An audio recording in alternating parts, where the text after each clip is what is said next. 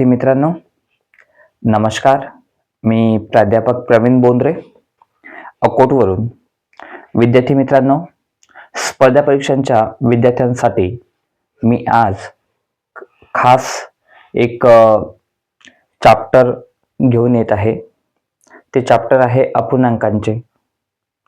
विद्यार्थी मित्रांनो, अपूर्णांक या प्रकारामध्ये आतापर्यंत मी खूप सगळे गणित वेगवेगळ्या प्रकारची घेतलेली आहेतच, पण तरीही त्यातील काही प्रकार हे अजूनही बाकीच आहेत.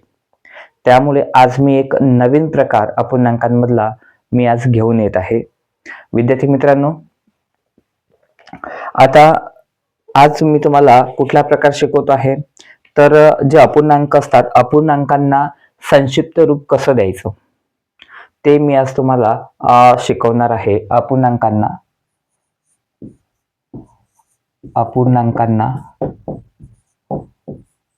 संक्षिप्त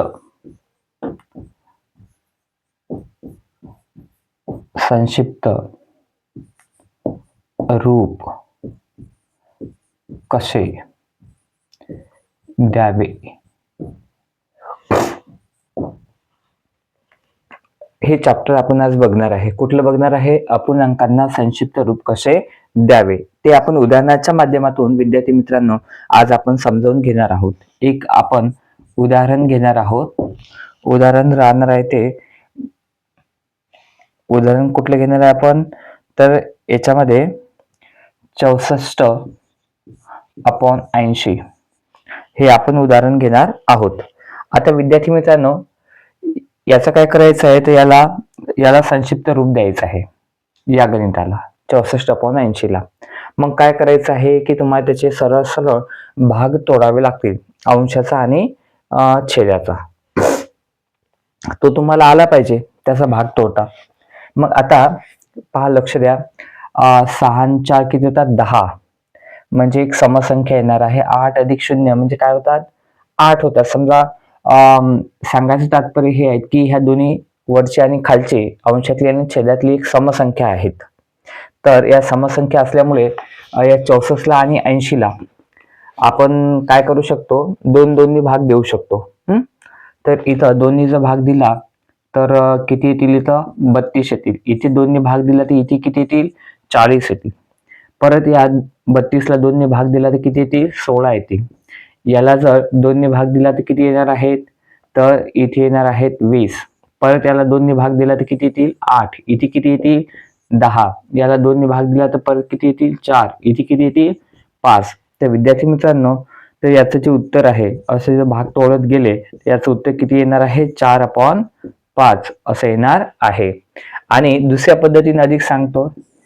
दुसऱ्या पद्धतीनं हे 64/80 आहेत. तर याला अधिक कोणत्याने भाग जाऊ शकतो? तर दुसऱ्या पद्धतीने सॉल्व्ह करायचं असलं तर 16 भाग जाणार आहे. 16च्या पाड्यामध्ये 64 येतात, बरोबर आहे, आणि 80 पण येतील. तर 16 आणि 16×5 = 80. इथे डायरेक्ट उत्तर निघते जर तुम्हाला पाडे येत असतील तर. 4/5 अशा पद्धतीनं याचं काय ते उत्तर येते. जर तुम्हाला 16चा पाडा जर तुमचा पाठ नसला कदाचित, तर तुम्ही काय करा, त्याला दोन्ही भाग तोडत राहायचं. तर विद्यार्थी मित्रांनो, अशा पद्धतीने याला संक्षिप्त रूप द्यायचं आहे. अशा पद्धतीने त्याचे भाग तोडायचे असतात. तर याचं उत्तर किती येते? 4/5. एक अधिक पुढचं गणित विद्यार्थी मित्रांनो मी तुम्हाला सांगतो आहे. अतिशय सोपी असे गणित आहेत अपूर्णांकांवरचे विद्यार्थी मित्रांनो. फक्त आपल्याला लक्ष देऊन शिकावं लागते. त्यानंतर एक्झाम्पल्स घेतोय मी. इथे 2004 त्याला भागीला 2008 बरोबर क्वेश्चन मार्क विचारलेला आहे. किती? आता विद्यार्थी मित्रांनो, तुम्हाला सांगतोय की आता ह्या ज्या दोन्ही संख्या आहेत, तर या दोन्ही संख्यांना आपण काय करू शकतो? कोणत्या संख्येने भाग देऊ शकतो आपण? तर पहा, याच्यामध्ये याची जर बेरीज केली तर 2 म्हणजे अंकांची जर बेरीज केली तर 2 अधिक 4 म्हणजे किती होतात? 6. आणि खालच्या याची केली तर 2 आणि 8 किती होतात? 10.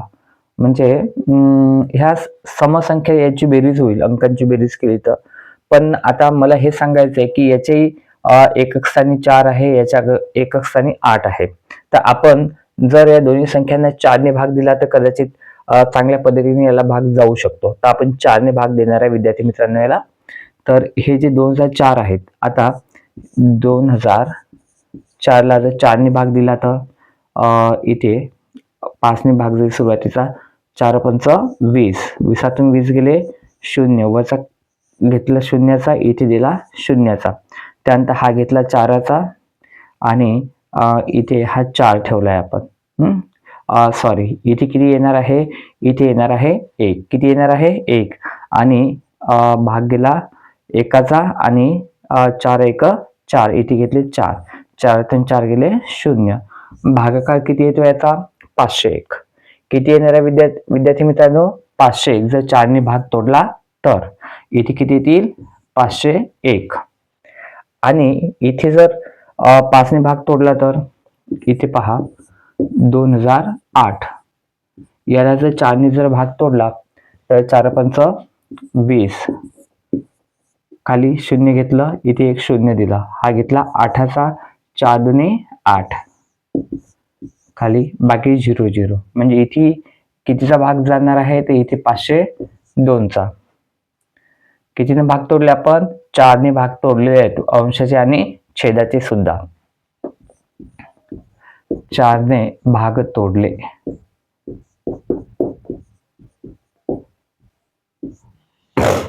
तर विद्यार्थी मित्रांनो, याचं याचं किती राहणार आहे? याचं उत्तर राहते 501 भागिला 502. तर विद्यार्थी मित्रांनो, अशा पद्धतीने तुम्हाला काय करायचं आहे? संक्षिप्त रूप या गणितांना द्यायचं आहे. याच्यामध्ये सगळ्यात महत्वाचं काय आहे की तुम्हाला भाग तोडता आले पाहिजे संख्यांचे. जर तुम्हाला भाग तोडता येत असतील तर त्याचं जे स्वरूप आहे हे तुम्ही कमी कमी लहान लहान करू शकता. म्हणजे त्याच्या नावातच काय, त्याला संक्षिप्त रूप द्या. म्हणजे जे मोठे मोठे कॅल्क्युलेशन्स असतात तर त्याला काय करायचं आहे, ते कॅल्क्युलेशन्स कसे सोपी होतील आणि कसे कमी होतील, तर त्याला म्हणतो आपण, त्याला संक्षिप्त रूप देणे. त्यानंतर विद्यार्थी मित्रांनो, पुढचं एक गणित सांगतो मी तुम्हाला, हे तुमच्या लक्षात आलं असेल आता.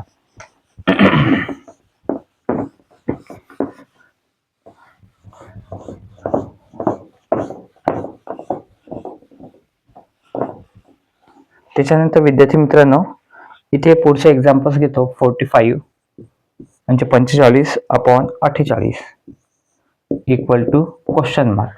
आता विद्यार्थी मित्रांनो, इथे कितीने भाग तोडू शकतो आपण? तर आता इथं पहा, या दोन अंकांची बेरीज केली तर 4 आणि 5 9 होते, आणि खाली 4 आणि 8 किती होतात? 12 होतात.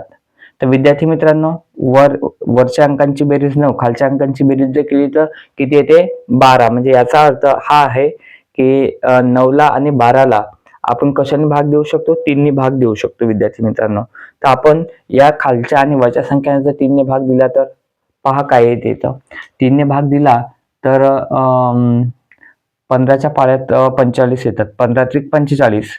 तर 3 ने भाग दिला तर इथे किती येतील? 15. आणि इथे जर 3 ने भाग दिला तर, कारण भाग 3 ने तोडत आहे आपण, तर 16 त्रिक 48, इथे किती येतील? 16. तर विद्यार्थी मित्रांनो, वरच्या गणिताचं उत्तर किती राहणार आहे? 15/16. किती राहणार आहे याचं उत्तर? 15/16 हे याचं उत्तर राहणार आहे विद्यार्थी मित्रांनो. अशा पद्धतीने आपल्याला काय करायचं आहे? संक्षिप्त रूप द्यायचं आहे गणितांना. त्यानंतर विद्यार्थी मित्रांनो, आता मी तुम्हाला एक पुढचा नवीन टॉपिक शिकवतोय. हे तुमच्या लक्षात आलं असेल, हे थोडासा हा टॉपिक सोपी होता, फक्त याच्यामध्ये महत्वाचं आहे की तुम्हाला भाग तोडणं जमलं पाहिजे. तर हे अतिशय महत्वाचं आहे. तर भाग तोडता येत नसतील तुम्हाला, त्याची तुम्हाला प्रॅक्टिस करावी लागेल रफ नोटबुक मध्ये. तर विद्यार्थी मित्रांनो, भाग तोडणे हे तुम्हाला आलेच पाहिजे. तर आता आपण पुढचा टॉपिक बघणार आहे की दोन अपूर्णांकांच्या दरम्यान मधला जो अपूर्णांक आहे तो कसा शोधायचा. दोन अपूर्णांकांमधील दोन अपूर्णांकांमधील मध्यातला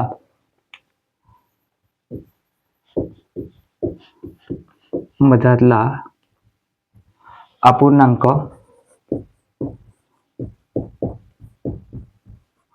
कसा शोधायचा?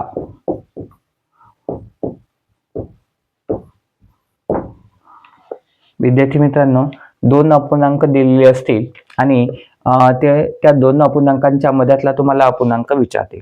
दोन अपूर्णांक दिले जातील बरेचदा एक्झाम्स मध्ये आणि ते म्हणतील की त्या दोन अपूर्णांकांच्या मधला अपूर्णांक सांगा. मग आता तो तुम्हाला सांगता आला पाहिजे, त्याचे कॅल्क्युलेशन्स तुम्हाला करता आले पाहिजेत. तर त्याच्यावरच आधारित मी गणित इथं घेतो आहे. तर इथे विद्यार्थी मित्रांनो, आता कसं करणार आपण? तर आता उदाहरण म्हणून तुम्हाला सांगतोय. ही इथे एक्झाम्पल्स आहे 1/2. त्याच्यानंतर दुसरा अपूर्णांक आहे 1/3. आणि आता प्रश्न असा आहे की या दोन अपूर्णांकातील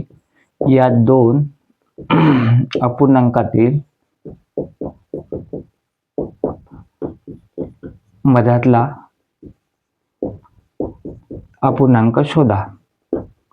अपूर्णांक शोधा. तर विद्यार्थी मित्रांनो, पहा, लक्ष द्या. आता काय करायचं? जर असा प्रश्न असेल तर याला कसं सॉल्व्ह करायचं तुम्हाला सांगतो. इथं काय करायचं की जे अपूर्णांकांमधले जे अंश आहेत, अंशांची बेरीज करायची आणि जे छेद आहेत त्या छेदांची बेरीज करून घ्यायची. आता इथे काय करायचं? हे दोन्ही अपूर्णांक आहेत तर यातला छेद म्हणजे 1 अधिक 1 याची काय करायची? बेरीज. आणि जे छेद आहेत तर 2 अधिक काय करायचे? 3. मग आता पुढे सॉल्व्ह करायचं त्याला. 1 अधिक 1 म्हणजे किती होते? 2. आणि 2 अधिक 3 म्हणजे किती होतात? 5. तर विद्यार्थी मित्रांनो, तर आता याचं जे उत्तर आहे, उत्तर किती आलं याचं आलं 2/5. तर 1/2 आणि 1/3 मधला अपूर्णांक कोणता येणार आहे? तो येणार आहे 2/5. विद्यार्थी मित्रांनो, तर अशा पद्धतीनं याचं उत्तर तुम्हाला काढता येणार आहे. याचा जर फॉर्म्युला जर सांगतो म्हटलं तर काय म्हणू शकतो आपण? तर अंशांची काय करायची?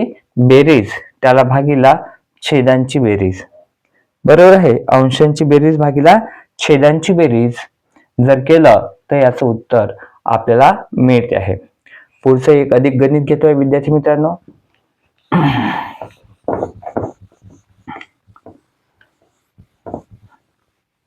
आता पुढचं गणित जे आहे तर आपण घेत आहे. आता याच्यामध्ये विद्यार्थी मित्रांनो 4/3 हा एक अपूर्णांक घेऊ आपण. त्यानंतर घेणार आहे 5/7 हा दुसरा अपूर्णांक घेणार आहे. तर याच्यामध्ये आपण तेच करणार आहे. काय करणार आहे? अंशांची काय करणार आहे? बेरीज. आणि छेदांची सुद्धा काय करणार आहे? बेरीज. मग आता अंशांची बेरीज करू आपण. 4 अधिक 5. त्यानंतर छेदांची बेरीज करायची. 3 अधिक 7 यांची बेरीज केली तर आता अंशाची बेरीज किती येणार आहे? 4 अधिक 5 म्हणजे 9 आणि 3 अधिक 7 म्हणजे खाली किती येतात? 10. तर विद्यार्थी मित्रांनो, 4/3 आणि 5/7 या दोन अपूर्णांकांमधला अपूर्णांक कोणता येणार आहे? 9/10 येणार आहे. या दोन अपूर्णांकांमधील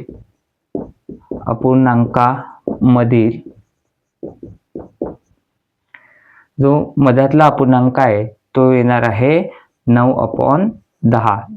या दोन अपूर्णांकांमधील 9/10 हा अपूर्णांक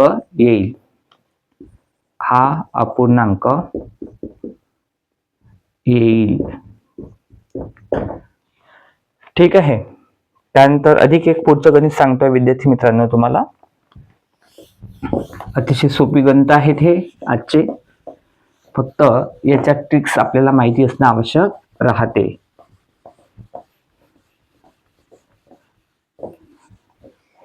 त्यानंतर विद्यार्थी मित्रांनो, पुढचं गणित घेणार आहे आपण 5/9. त्यानंतर दुसरा अपूर्णांक घेणार आहे 3/5. तर विद्यार्थी मित्रांनो, पहिला अपूर्णांक आहे 5/9, दुसरा अपूर्णांक आहे 3/5. तर याच्यामधला या दोन अपूर्णांकांमधला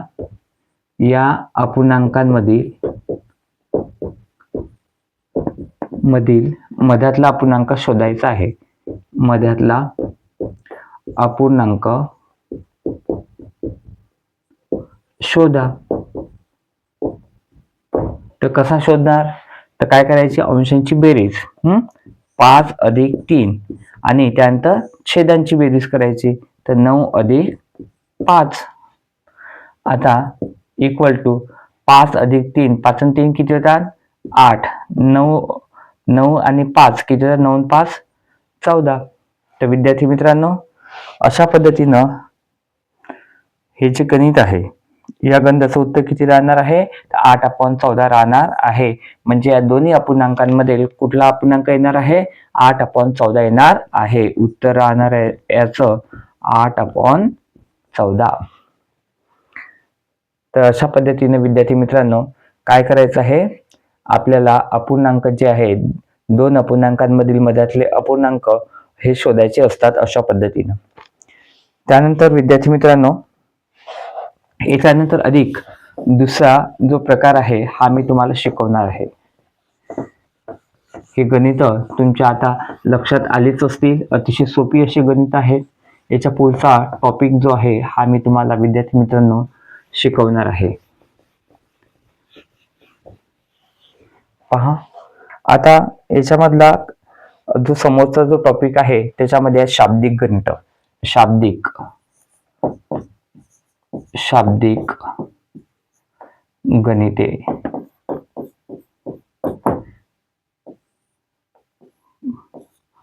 अपूर्णांकावर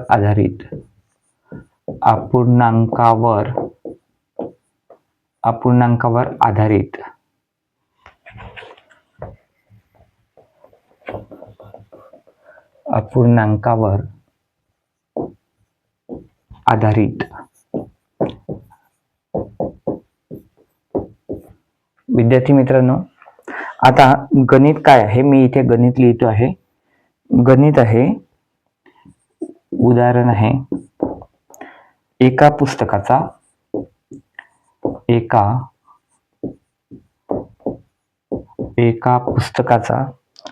2/3 भाग व 10 पाने वाचून झाल्यावर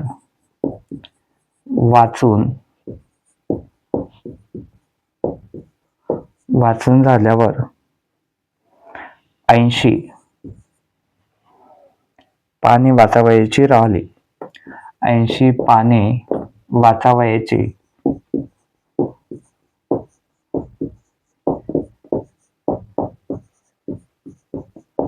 राहिली तर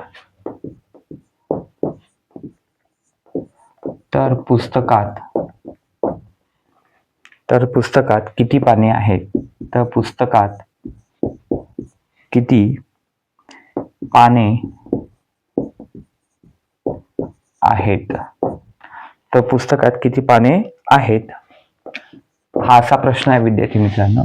एका पुस्तकाचा 2/3 भाग व 10 पाने वाचून झाल्यावर 80 पाने वाचावयाची राहिली तर पुस्तकात किती पाने आहेत? सुरुवातीला काय केलं त्यानं? सुरुवातीला एक पुस्तक होतं, तर एका पुस्तकाचा 2/3 भाग त्यांनी काय केला? वाचलेला आहे आणि त्याच्या सोबतच अधिक 10 पानं सुद्धा त्यानं वाचून काढलीत आणि एवढे झाल्यानंतर 80 पाने त्यांची वाचावयाची राहिली त्या पुस्तकातील. तर पुस्तकात किती पाने आहेत असा त्यांचा प्रश्न आहे. तर विद्यार्थी मित्रांनो, आता काय करायचं? अशा वेळेला तुम्हाला सांगतो की इथं गृहीत मानायचं. समजा पुस्तकात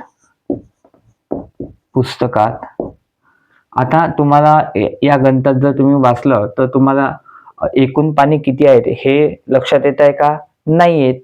तर काय करायचं? जेव्हा आपल्याला माहित नाही की या पुस्तकामध्ये एकूण पानं किती आहेत, तेव्हा गणिती भाषेमध्ये आपण यक्स म्हणून ते घेऊ शकतोय. म्हणजे त्या समजा पुस्तकात एकूण पाने किती आहे, तर यक्स आहेत असं समजायचं. पुस्तकात एकूण पाने यक्स आहेत असं समजायचं. यक्स आहेत असं आपण समजत आहे. तर किती आहे यक्स, जेव्हा आपल्याला माहित नसते की त्या पुस्तकात एकूण पानं किती आहेत, तर त्यावेळेला मग आपण गणिती भाषेमध्ये काय अज्युम करत असतो की त्या पुस्तकात एकूण पानं आहेत यक्स. ठीक आहेत विद्यार्थी मित्रांनो. मग आता काय करणार आहे, तर आता हे झाले एकूण पानं किती आहेत, यक्स आहेत. तर आता सुरुवातीला त्याने किती भाग वाचला पुस्तकाचा, 2/3 भाग वाचला आणि त्याच्यासोबतच 10 पानं सुद्धा वाचलेली आहेत. आता विद्यार्थी मित्रांनो, आता काय करणार आहे आपण, आता तुम्हाला सांगतोय की आता त्यांना पुस्तकाचा किती भाग वाचला, तर आता इथं हा 2/3 त्यांना भाग वाचलेला आहे. आता पण हा 2/3 जो भाग आहे हा कशाचा वाचला त्यानं, एका पुस्तकाच्या. मग एका पुस्तकात एकूण पानं किती होती, तर एकूण पानं आहेत यक्स. हे जे टोटल पुस्तक आहे एक पुस्तक, त्या एका पुस्तकात एकूण पाने किती आहेत, यक्स. म्हणजे त्या एकूण पानांच्या त्यानं 2/3 भाग वाचलेला आहे असं आपण म्हणू शकतो.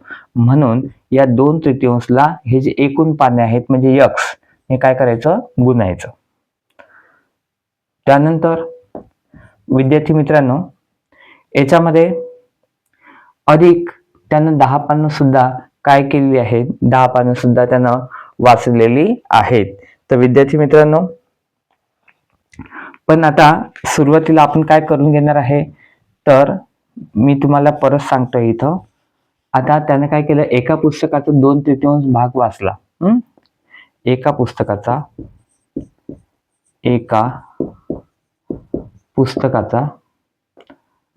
2/3 भाग वाचला. आता एका पुस्तकात किती पानं होती एकूण, तर ती होती यक्स एवढी. किती होती, यक्स. म्हणून आता त्यांना एका पुस्तकाचा 2/3 भाग वाचला, याचा अर्थ एकूण पानांच्या 2/3 त्याने तो भाग वाचलेला आहे. म्हणून इथे आपण काय करणार आहे, 2/3 गुणिले काय करणार आहे आपण, यक्स. तर विद्यार्थी मित्रांनो, मग याला सॉल्व्ह केल्यानंतर काय होणार आहे, 2 गुणिले हा यक्स होणार आहे. तर इथे काय म्हणतो आपण, 2x आणि भागीला काय होणार आहे इथं 3. तर विद्यार्थी मित्रांनो, अशा पद्धतीने एका पुस्तकाचा त्यानं 2/3 भाग वाचला, तर त्याची कॅल्क्युलेशन्स किती येतील, तर एवढे येणार आहे, 2x/3 येणार आहे. तर एवढा भाग त्यानं काय केलेला, वाचलेला आहे. तर विद्यार्थी मित्रांनो, आता अटीनुसार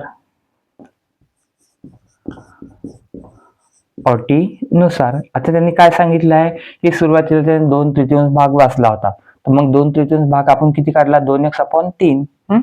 तर इथं 2x/3.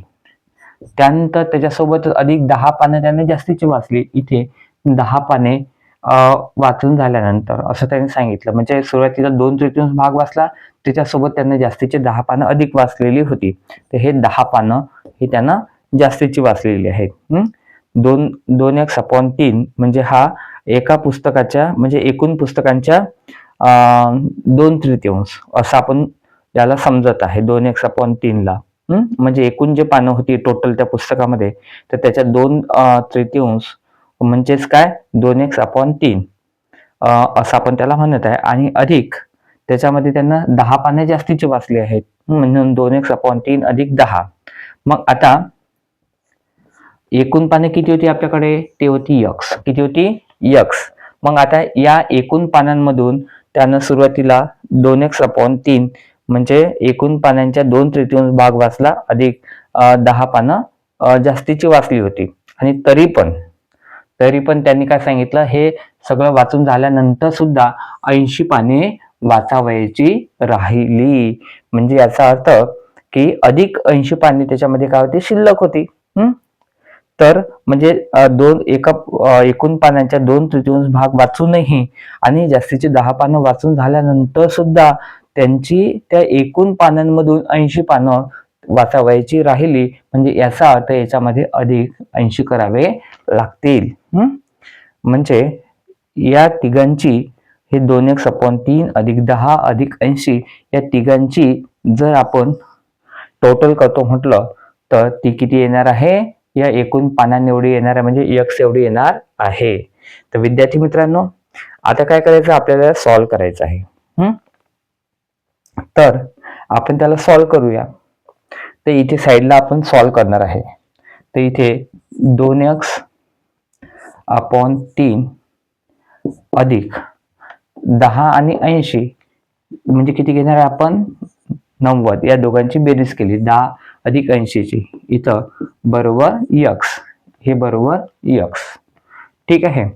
मग आता काय करणार आहे आपण, तर आता हा जो अपूर्णांक आहे, काय नाही यांच्यामध्ये काय बेरीज आहे. मग आता बेरीज आहे तर हा अपूर्णांक आपण बरोबरच्या चिन्हाच्या तिकडून नेला तर काय होतो, वजा होणार आहे. तर इथं विद्यार्थी मित्रांनो, कारण याच्या पुढे चिन्ह नाही आहे, मग याचा अर्थ काय, तो अधिक मध्ये आहे. म्हणून तो जो बरोबरच्या चिन्हाच्या तिकडून नेला अपूर्णांक तर तो काय होतो, वजा होत असतो. म्हणून x वजा इथं 2x/3 असं ते होणार आहे. कारण याच्या पुढे हा जो आधीचा जो 2x/3 हा जो अपूर्णांक आहे, याच्या पुढे चिन्ह आहे का, नाही, म्हणजे याचा अर्थ तो प्लस मध्ये आहे किंवा अधिक मध्ये आहे. म्हणून हा अपूर्णांक या बरोबरच्या चिन्हाच्या जर तिकडून नेतो म्हटलं तर काय होतो, तो वजा होतो. कारण त्याचं चिन्ह बदलत असते, त्याची बाजू बदलली की काय होतो, त्याचं चिन्ह बदलते. तर विद्यार्थी मित्रांनो, मग आता या x वजा 2x/ काय झाले, 3 झाले. आता हे 90, आता काय करायचं आहे, आता याचा तिरपा गुणाकार करून घ्यायचा आहे. तर हा जो x आहे, या x ला भागीला 1 आहे असं आपण गृहीत पकडू शकतो. मग आता आपण असं पण लिहू शकतो आपण. ठीक आहे. तर या x ला भागीला 1 आहे असं गृहीत पकड, याचा तिरपा गुणाकार करायचा, x गुणिला 3 म्हणजे काय होतो, 3x, त्यानंतर वजाचं चिन्ह 2x गुणिला 1 म्हणजे काय होतो, 2x अपॉन 1 गुणिला 3 म्हणजे किती होतात इथं, 3. ठीक आहे विद्यार्थी मित्रांनो. तर मग आता हे जे भागीला किती आहे, 3 आले तिथं, बरोबर आहे. मग आता विद्यार्थी मित्रांनो, आता हे 90 बरोबर 3x मधून 2x गेले, काय होतात x, आणि हे अपॉन 3. मग आता विद्यार्थी मित्रांनो, आता हे भागीला 3 आहे, तर बरोबरच्या चिन्हाचे इकडे आणले तर ते काय होतात, गुणिले लावतात. मग आता 90 गुणिला काय होणार आहे, इथे 3 होतील, कारण इकडे भागीला आहेत, हे बरोबरच्या चिन्हाचे इकडून आले तर काय होतात, ते गुणिले लावणार आहे, बरोबर x. मग आता 90 गुणिला x, तर 9 किती होतात, 27. हे 0 ते 4 म्हणजे किती होतात, ते 270. 90 गुणिला 3 म्हणजे 270 होतात, इक्वल टू x. म्हणजेच x बरोबर 270 असं आपण म्हणू शकतो. म्हणजे याचा अर्थ त्या पुस्तकामध्ये एकूण पानं किती होती, त्या पुस्तकामध्ये एकूण पानं होती 270. ठीक आहे विद्यार्थी मित्रांनो. तर मग आता आपण काय करू शकतो, आता हे उत्तर आपलं बरोबर आहे किंवा नाही तर आपण टॅली करू शकतो. आता हे जे आधीची जी कंडिशन आपण ही तयार केली होती, बरोबर आहे, तर जर इक्वेशनच्या स्वरूपात जर आपण म्हणतोय तर आता एकूण पानं किती काढली आपण, 270 काढलेली आहे. आता याच्यामध्ये व्हॅल्यूज टाकल्यानंतर ते 270 येतात का बघूया आपण. आता हे जे 2/3 होते, हे 2/3, तर इथे 2 मी वर सांगतो हे विद्यार्थी मित्रांनो, इथं हे तुमच्या लक्षात आलं असेल. आता याला मी मोडून घेतो आहे आणि याच्यात तुम्हाला व्हॅल्यू टाकून सांगतो आहे. आता पहा, x किती आलंय, म्हणजे एकूण पाने किती आहेत आपल्याकडे, 270. आपण आता परताळा करतोय, काय करतोय, परताळा, म्हणजे आपण जे उत्तर काढलं हे बरोबर आहे किंवा नाही हे चेक करण्यासाठी. तर आता जिथे x आहे तिथे x ची व्हॅल्यू आपण टाकायची आहे. तर आता 2 गुणिला x किती आहे तर 270 अपॉन 3 अधिक हे 90, बरोबर आहे. मग आता भाग तोडायचे, 3 एक 3, 3 9 27, म्हणजे इथे किती जात 90. हे 90 गुणिला 2, 90 गुणिला 2 म्हणजे 2 गुणिला काय आले हे 90 अधिक हे 90. मग आता 2 गुणिला 90 म्हणजे किती होतात ते 180 अधिक हे 90, म्हणजे या दोघांची बेरीज केली तर किती येते 270. तर विद्यार्थी मित्रांनो, हे आपण जे उत्तर काढलं 270 हे अगदी बरोबर आहे. आणि विद्यार्थी मित्रांनो, तुम्हाला सांगतो की मग या पुस्तकामध्ये सुरुवातीला त्यांना 2/3 भाग वाचला, त्यानंतर 10 पानं जास्तीची वाचली होती आणि एवढं झाल्यानंतरही त्याची 80 पानं ही वाचायची राहिली होती. आणि त्यामुळे हे सगळं गणित सॉल्व्ह केल्यानंतर या गणितामध्ये जे पुस्तक होतं त्या पुस्तकात एकूण पानं किती काढली आहेत आपण कॅल्क्युलेशन्स करून 270 काढलेली आहे. आणि त्या गणिताचा आपण पडताळा सुद्धा आपण केलेला आहे. जे काढलेले जे उत्तर आहे हे अगदी आपलं बरोबर आहे. तर विद्यार्थी मित्रांनो, अशा पद्धतीने काय करायचे आहेत आपल्याला गणित करायचे आहेत. अगदी सोपी आहे.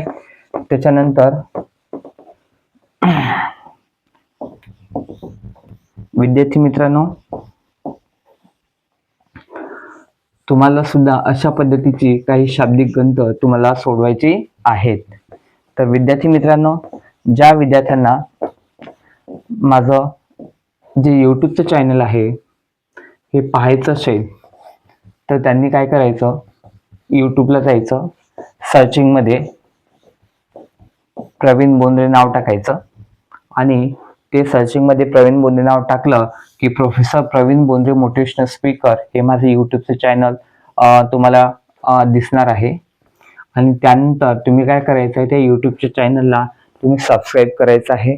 त्यानंतर नोटिफिकेशनमध्ये जाऊन नोटिफिकेशनला ऑल करायचं आहे. आणि त्याच्यासोबतच विद्यार्थी मित्रांनो, तुम्हाला हे जे गणित आहेत हे जर तुम्हाला चांगले वाटत असतील आणि तुम्हाला तुमच्या कामाच्या वाटत असतील तर तुम्ही निश्चितच काय करा की तुमचे जे मित्रमैत्रिणी असतील जे काय करतात की स्पर्धा परीक्षांची तयारी करत आहेत, त्याच्यामध्ये पोलीस भरती, तलाठी, banking, railway, staff selection commission, PSI, STR, राज्यसेवा, मंत्रालयाच्या एक्झाम, क्लरिकलच्या एक्झाम, वेगवेगळ्या प्रकारच्या एंट्रन्स एक्झाम अशी तयारी करणारे जे विद्यार्थी आहेत तर त्या विद्यार्थ्यांना हे जे माझे व्हिडिओज आहेत गणिताचे हे त्यांना पाठवा, त्यांना शेअर करा आणि त्यांना सुद्धा सांगा की तुम्ही तुमच्या मित्रांना सुद्धा सांगायचं प्रवीण बोंद्रे सरांचं जे यूट्यूब चॅनल आहे सबस्क्राईब करायला.